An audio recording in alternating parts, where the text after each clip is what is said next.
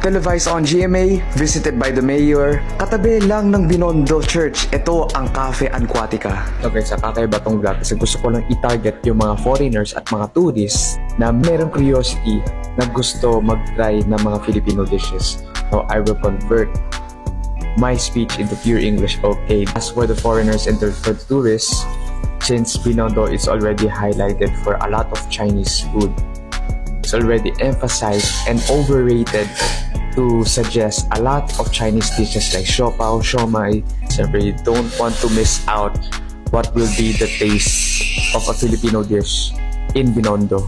This Cafe Aquatica, I will now introduce this calamares to you. For the review, perfect texture for the calamares. Parang that soft, crispy feeling that blends well to the squid. Parang yung squid, it doesn't have that hard feeling until you can swallow it gently.